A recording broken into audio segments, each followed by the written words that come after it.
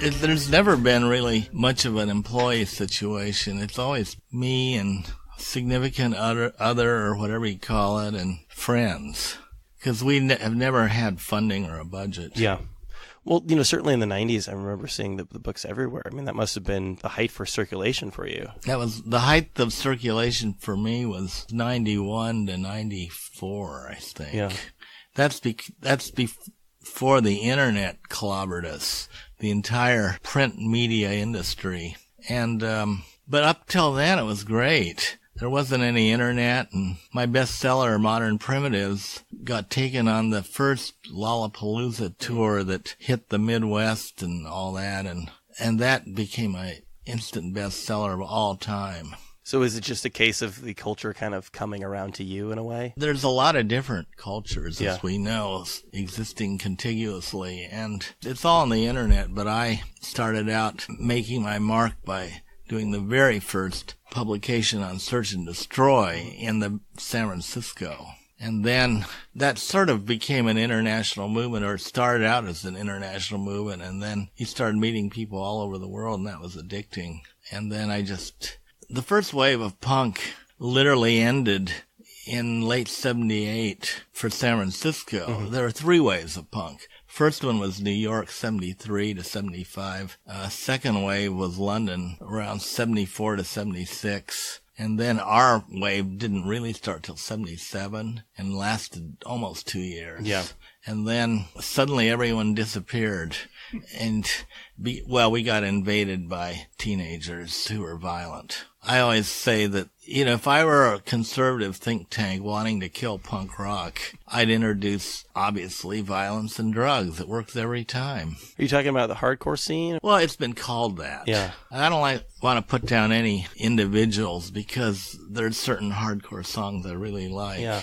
As a social phenomenon, I didn't like the fact that there were suddenly no beautiful women at the punk venue. There was only one punk venue in town. It was like a block away. When I'm probing at the history of the company, it's so closely intertwined with punk for you. Oh, yeah. Well, punk was still the most practical iteration of an underground. You reduce everything to principles, or at least someone like me do. Yeah. And every art movement that there's ever been has had DIY because people don't like what you're doing.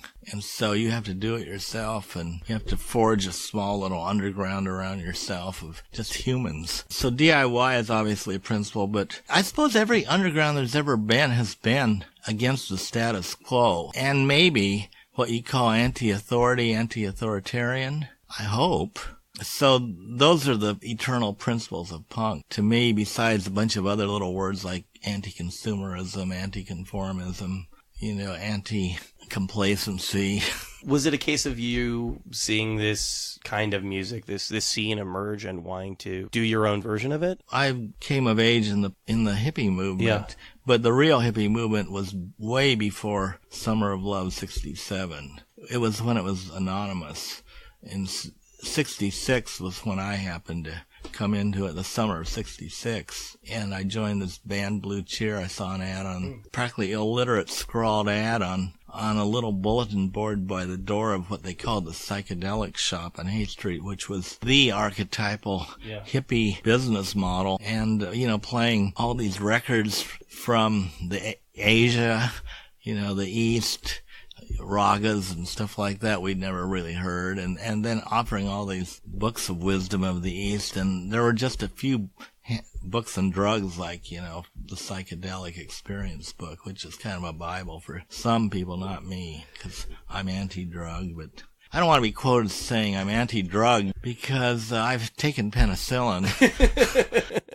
Recreational drugs. To me, nothing's more important than having an absolutely clear mind all the time. And anything that clouds it, I tend to look upon it, at least for myself. I don't care what anyone else in the world does, but for myself, I want to have a clear mind as much as possible. It's hard, though, especially when you're talking about the hippie scene, the psychedelic scene, the art and the music that was made from that drug use. I don't think the drug use did it. I really don't. I mean, a lot of times in our rehearsals, I wouldn't say it was overly drug used, saturated. I mean, there's economics. All the things like pot and alcohol, they all cost money. And if you're in both the hippie and the punk underground, money is what you don't have. I remember walking because I didn't have 15 cents for the bus, like a mile to go to the Blue Cheer rehearsal. I mean, when you don't have any money because you're not working, I guarantee you that you don't really have a lot of it for alcohol and pot and all that stuff. I sort of have in recent years begun to kind of romanticize that point of my life. I never thought I would, but when I first moved to New York City, really living in some of the worst shitholes, places without plumbing. I mean, just miserable places, not having any money, but you do get to a certain point in your life where you, in a strange kind of way, you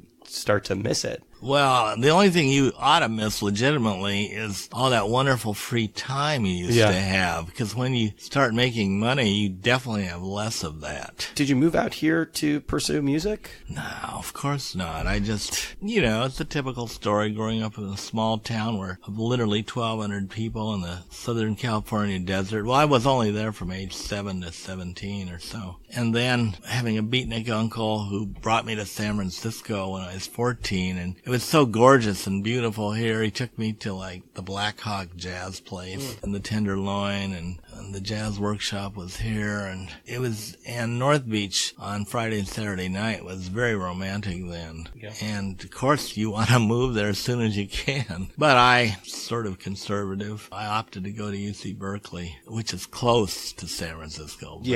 But conservative in some ways. I mean, that it was a university, but Berkeley was never particularly conservative politically. I don't know the real history. I landed in Berkeley at the time of the free speech movement, so that was wild. I mean, it's just unheard of. I like the explanation. If I was conservative, so I went to Berkeley in the 60s. Well, I don't know. I got a scholarship there, and you just kind of go where the money is. Sure. Actually, I have to say I got into Harvard at the same time, but I went to Harvard and I was just scared.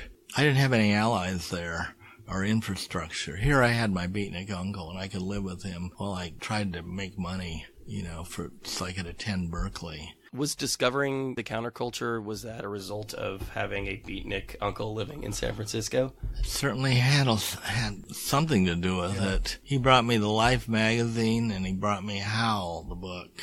There was a wonderful Life magazine on the beatniks. He brought it to me.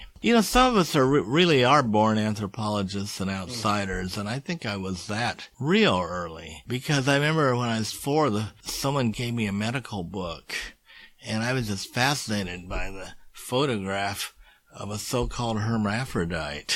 Both sexes or genders in one human. And so things like that, but you're not shocked when you're that young by anything. And they also gave me a book. Someone gave me a book, something like The World's Weirdest Animals, Platypus, whatever they all were. If those are the earliest books you literally physically own, you start to kind of embark upon all your life what my friend called a search for weird. And the Book of Knowledge with graphic drawings of Christians being thrown to the lions. I mean, that was kind of horrifying and fascinating at the same time. When you said you were an outsider, what do you mean by that? I look Asian, right? But what if you don't have any real Asian culture internally because you're raised in foster homes? A white foster home, a black foster home, one Japanese foster home. And then you get to live with your real mother when you're 7. Well, if this is what you're grown up with in America, plus not a heck of a lot of culture, if you get transferred to all these homes, you probably instantly become an outsider. And to survive, you just smile at everyone. You never felt that you had a group that you belonged to?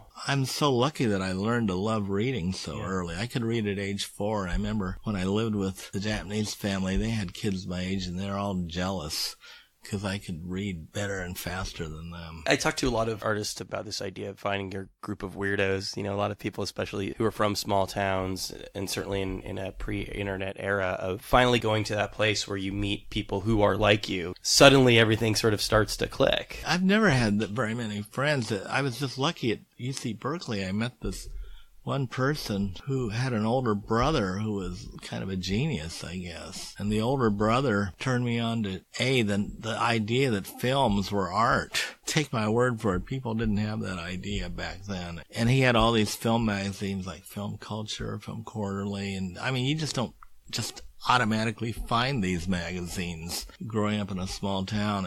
And he also turned me on to naive art, and he had a book called The Freeway as an Art Form, all aerial photos of clover leaves. Oh, and he was really into very obscure jazz on Blue Note and Prestige, and so I got to hear all these people that still aren't really famous, like Herbie Nichols, I thought was really great. He's not as famous as Miles Davis. Oh, and I also got into really obscure blues.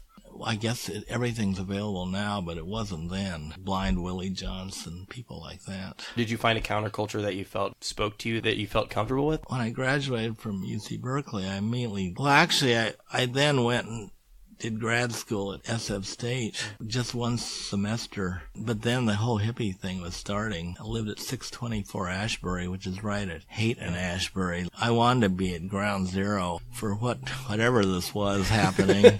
Got men walking around letting their hair grow out. That was weird. I always have felt like an outsider. I know it's a trendy thing for everyone to proclaim themselves that, but I think in my case it was probably accurate. And I like to read so much. Other people didn't seem to like to read as much as me. That was more my social life than like real life. So did you feel like an anthropologist? Yeah, in fact, I wanted to be an anthropologist. I stupidly took English literature instead, but I was always more interested in anthropology. I mean, real early, New Guinea seemed to be the place to go and study, except maybe they're partly cannibals. I mean, in a way, you're able to kind of translate that to San Francisco. For being someone who felt like an outsider, who perhaps wasn't really spending that much time interacting with people one-on-one, certainly wasn't doing all the drugs that everyone else was doing at the time, that does give you a certain vantage point that you wouldn't have in the middle of things. I suppose you don't really realize it at the time. Yeah. You kind of take everything for granted.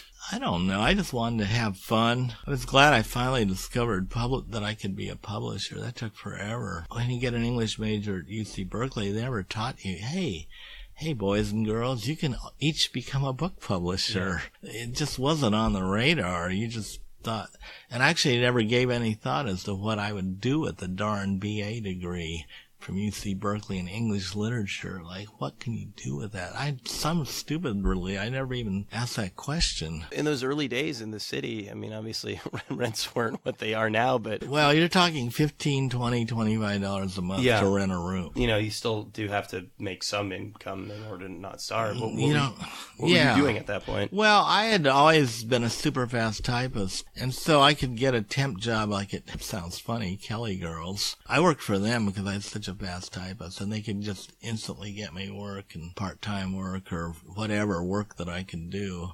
Just show up at the job, wearing a tie and a suit, and then do the job and then get my check and live for a while without having to work. Were you writing for yourself at that point? Afraid not. That's the one thing I wish I had done, was keep a diary all my life. I wish my mother I did have a huge notebook of drawings I made that I'm convinced helped me survive the foster homes, but it disappeared. I don't know what happened to it, but it was pretty violent drawings, I remember. It helped you survive in the sense of just being sort of a that release? Was my home. No, that was my centering device. Yeah. This huge red drawing notebook, hardbound, and that was my real life. And all the whatever anger, emotions I felt, I just would commit them to these violent drawings of sword fighters and cowboys and Indians and archetypes like that of warfare. It was catharsis, though. It was a way of getting it on paper. I was happy drawing and making these drawings, and they were very crude, I'm sure. But from ages ago, I was convinced it was that red notebook that kept me together, as they say, through all these changes. When do you actually start writing for yourself? Not until punk. Long time. 77. A decade or so between moving to San Francisco. Yeah, because I was stupidly trying to be a musician for all these years. And why stupid? Because judged by results. That's one of my aphorisms.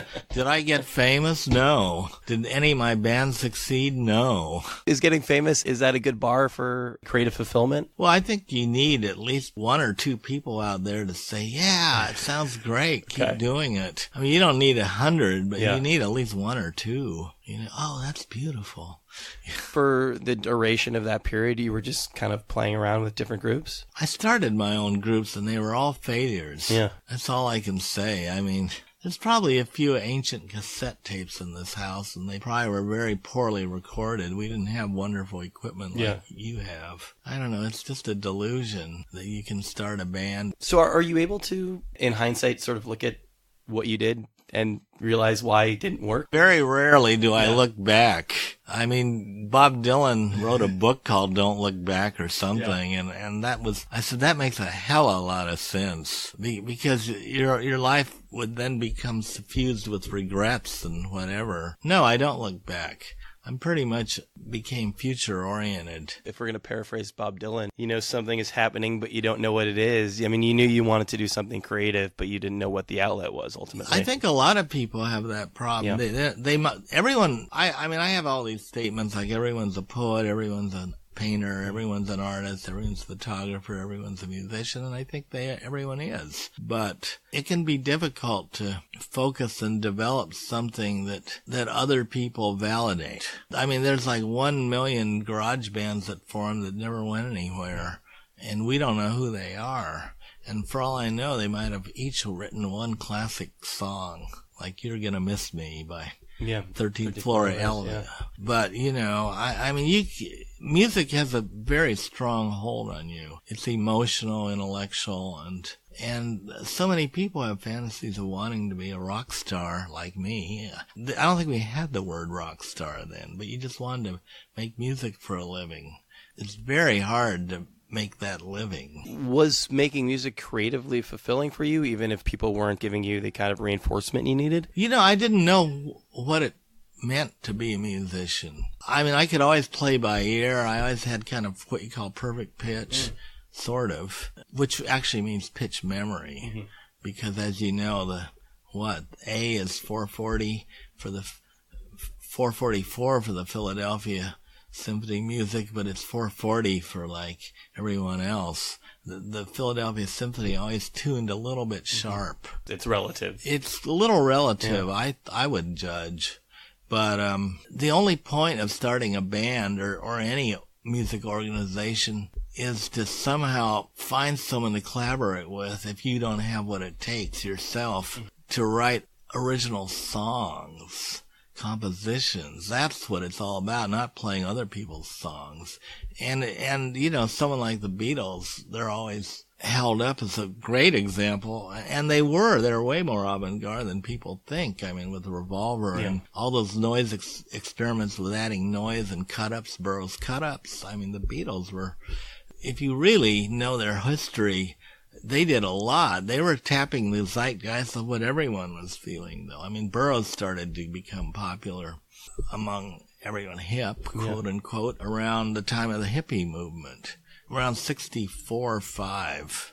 And Naked Lunch was the big thing to read. When you're around a creative type, an artist, an iconic artist like Burroughs, I know you did spend a little bit of time with him. Later in life, yeah. Is that useful in the pursuit of becoming a creative person yourself? Look, everyone is creative. Let's start with that. And your job is to get inspired by reading or exposing. Reading is, most of us, that's all we can do. I mean, we can't actually spend time in the same room with every major creative person. At least read everything that they ever wrote. And so you could do far worse than to read every interview with every famous artist in any medium there's ever been. The interviews of Francis Bacon are interesting, for example, but I chose as my compass the surrealism movement because they have produced so much, thousands of books, you know, at least 100 artists. Every one of their artworks is worth looking at. Every interview they ever did is worth reading. I mean, there's just so much to research. Pun. With Dada and surrealism alone, and of course I read all the other people that were allegedly in the history of art, the futurists, like Luigi Russolo's The Art of Noise. I read that a million years ago, and that is still pretty avant-garde. You know, I mean, validating noise in music. I mean, that's still happening. We just went to the San Francisco Electronic Music Festival, and I was shocked that this is their 19th year. Like, how come I didn't go to every one of them? I live in the same town. And so we went to all the shows 3 nights in a row. And, everyone's trying to kind of be avant-garde. And I said, is this the punk rock of today? Small, very small.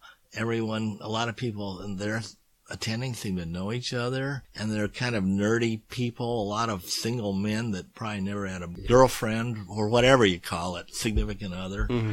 And essentially the festival allowed everyone to just sort of do what they want and get away with it. They had women every night, thank goodness.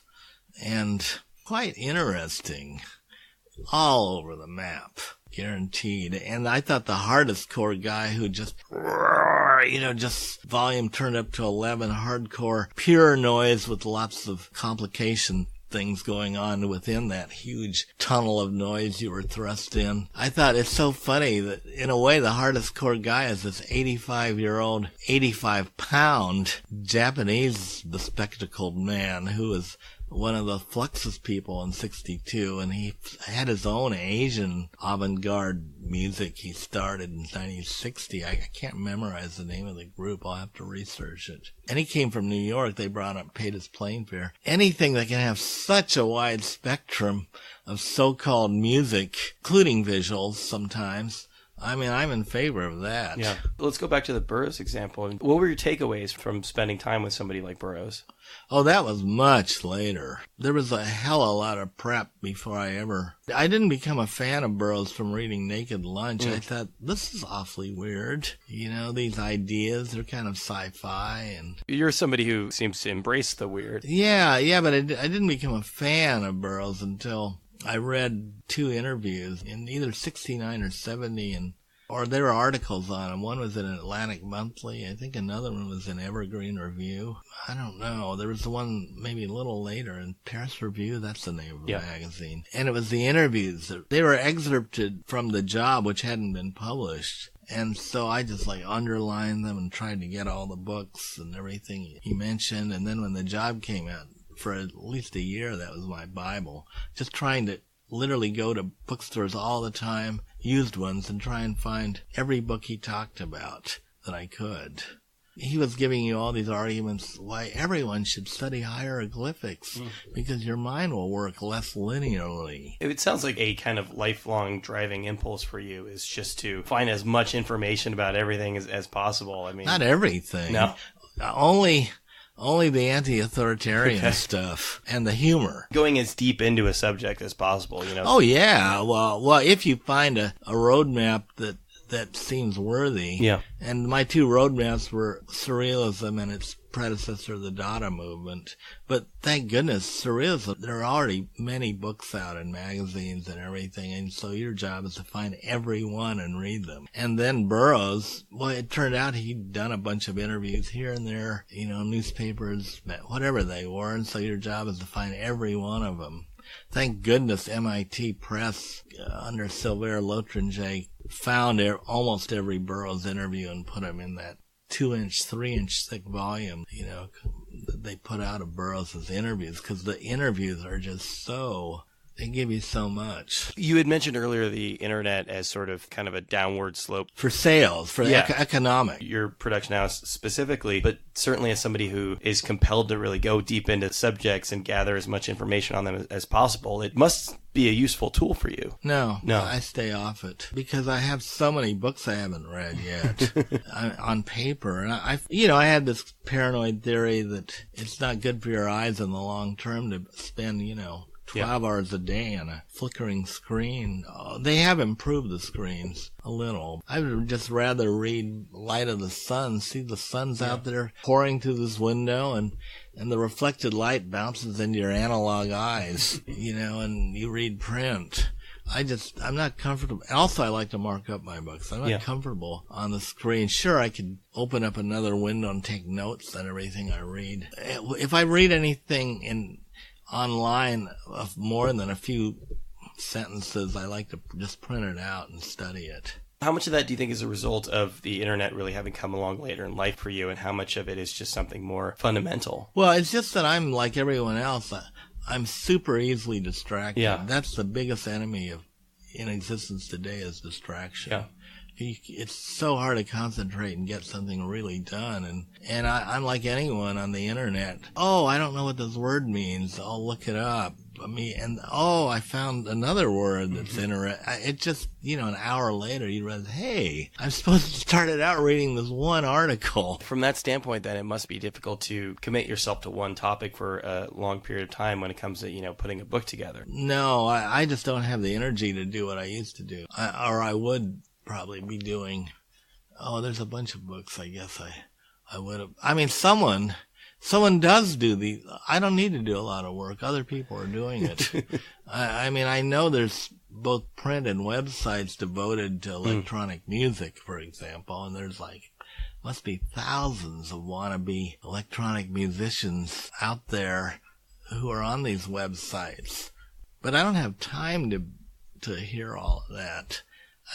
That's the trouble with linear media. It takes time. If I meet someone and they come over and they play their stuff in person, I will listen. But it has to be personal. I have an apartment in Queens, New York, and I have a lot of bookcases, and I have books piled up everywhere. It's not, you're outpacing me by quite a bit here, but every time I travel around, most cities, there's always a handful of bookstores I need to go to. We're catty corner from City Lights, which is a big one, obviously. Yeah. There's a handful of other ones in San Francisco. I always end up leaving every city with more books, and it gets away from you pretty quickly. It can. It can and does. Yeah. And the hardest thing, of course, for me to do is to get rid of a book. Yeah. So let's just leave it at that. Well, it's bittersweet, right? It's something very exciting in going to a bookstore and finding something new or something that just aligns with what you're interested in at the time. But not to get too morbid about it, but I always end up looking at all these books on my shelf, all the ones that I haven't read, or going to a bookstore, and it kind of reminds me of my own mortality and the fact that... Good. Death is something to contemplate every morning, I suppose. Is that a positive thing? Yeah. It helps you value life more. Death is what gives value to life. You can define value in one word, scarcity. That's how everything in the world is ranked according to the world's evaluation systems, and they usually reduce to money. That's interesting. Perhaps that's one of the reasons why you're not that invested in the internet, is the internet sort of, in a sense, gets rid of scarcity when it comes to information, when it comes to availability. Well, on the one hand, you do know that there's 4 billion people on the planet out of 7.5, whatever our population is, that don't have any internet access. That's a lot of people still. 4 billion? Yeah. That don't have internet? Sure. I guess I say that from the standpoint of somebody who, growing up, the internet was kind of around, but I did feel like, to some degree, that I used to have to work to find a lot of these interesting countercultural things. Growing up in Fremont, I would have to go to, Berkeley, go to San Francisco, to these bookstores, to these record stores to find out about it. And because of that, and because I had to take a gamble by spending what little money I had on something, on a book, it did take on a certain value that it might not have if you go to Spotify or if you go to Wikipedia and it's all just there in front of you. Oh, I would agree. And a lot of what on Wikipedia is actually incorrect. Yeah. Oddly enough. Or some of it is. I don't know. You only have so much time, and I like that Madonna song, I'm material girl, I'm a material man. I live in 3 dimensions, and I live in time, and I like handling physical objects, and reading, like I said, analog, not digital. I went to the Magritte exhibit at MoMA. Good choice. Yesterday. I used to have difficulty going to art museums. I didn't understand the value in it of standing close to a painting and taking it in. But one of the things that you do learn at a well-produced art exhibit is the importance of context. Oh, yeah, I suppose. Yeah, context. You've got a painting, you've got a little synopsis of where that artist was in their life, and, perhaps you're walking through chronologically with Magritte, you're watching him be influenced by Van Gogh. You're watching him be influenced by Picasso in the early stuff and slowly developing his style from there. Nice. And I do think that one of the things that we don't get when we're consuming music through something like Spotify is context. Yeah, that's for sure. You don't know the history and the evolution, or it's harder to figure that out. Let's put it that way. I'm grateful for my linear past. I took issue with this book of punk posters some young person put out because to me, chronology is super important. Yeah. And they just mixed it all up. They didn't care what date this happened. And, it wasn't linear. And I felt it ought to have been. And then the text was I didn't agree with any of the text. Like, look, dude, you weren't there. You don't know what you're talking about. A lot of the value of punk is coming after these giant 70s arena rock bands, right? These big sort of overblown... It was a reaction against the first generation of arena bands. That is totally correct. They were called Days in the Green was a big one here. Yeah, see, you can't understand anything without context. Yeah. Punk was a reaction against the rise of early arena rock, in which you felt like nothing among, several thousand people who were this peon, And what I liked about punk is that everyone in the audience, it was so tiny when it started the first year or two that it seemed like almost everyone in the audience eventually was on stage later. I like that. How did punk or the punk scene influence you to pick up a pen and start writing for yourself? No, it was living through the hippie scene and not seeing one thing that I thought was really, truly great, nailed it, come out. I mean, actually, one of the closest things was by Tom Wolfe, Electric Kool-Aid Acid Test. I mean, I guess he has a photographic memory. Yeah. And he definitely captured some interesting people. It's interesting that you bring him up because he really is a case of, I don't think impartial is the right word, but maybe as close as you could get to an anthropologist, of being somebody who's clearly from outside of the scene, who is able to immerse himself in it and write this sort of definitive document about it. Oh, I like him. I mean, I liked his book that came out quite a long time ago called Hooking Up. That showed me people are literally... The culture is making people crazy, if you ask me. This is not for the ages, the way these people are forming their lives. And I just think we need some old-fashioned values that are maybe never were truly old-fashioned, that we just thought they were. But I'm in favor of people doing a hell of a lot of reading and spending time by themselves. I have all these theories. First hour of the day, don't talk to anyone, don't answer the phone, don't check your iPhone, don't check your computer, just take a blank notebook and stay in bed and write. Because your poor little subconscious has been working all night telling you, pay attention to me. And if you don't give the subconscious a chance to dictate to you, you're wasting part of your precious brain power that's working in your behalf. Because we're all here to be as individual as we can in a way. And what's more individual than taking a notebook and writing down the dictations from your subconscious as soon as you wake up? How much time are you spending writing these days? Not that much. I mean, it's hard to write. It's the hardest thing in the world to do is write. And then my newsletters kind of changed. This young friend of mine thought that I should just write a little essay once a week, basically, of whatever I want to write about, kind of. And just to encourage me to write more. And so I can do that. I mean, those newsletters are probably written in 20 minutes, which isn't that long, but, it just comes out. And I don't do the traditional things, which I ought to do, is like write an outline, so to make sure all my points get mentioned in the little essays I write, but I don't do that. They just sort of come out. You say it's the hardest thing to do. I mean, Oh, on a very base level, at least in the United States, most people are literate to some degree. Most people have the tools to do it, the literacy to do it. So what's the blockage? What's the breakdown there? Oh, there's a lot of people who write blogs, millions of them now.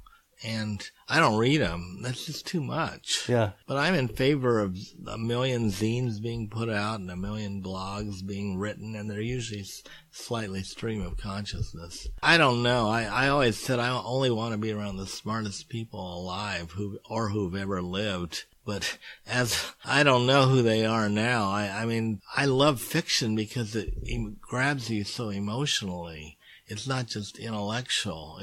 Skilled fiction, that word emotional intelligence. Well, you become the person you're reading about who's narrating your fiction novel, even if it's a different gender and age. That's the power of fiction. And, I have to say, for the first time, I read a book that came out 5 years ago, and I said, how come I didn't have any friend tell me you must read this? I somehow totally missed it. It was by a local author named Dave Eggers. It's called The Circle. It came out 2013. It's 2018 now. Why am I just reading this now? I didn't read it in 2013. And that really bothers me. I said, Bill, you don't have enough friends.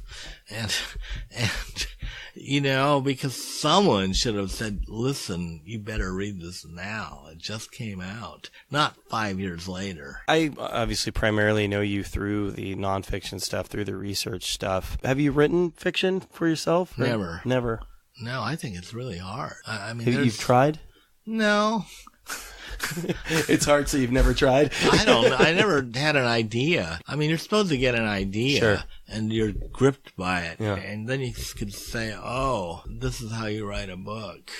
I try to not be narcissistic. I'm kind of against narcissism, and I'm kind of against self-indulgence. I just sort of thought, well, everything I publish on some level ought to have as much value as possible. Try to give as much as you can with everything you publish. Well, that's a lofty goal. It doesn't mean you succeeded, but you can try.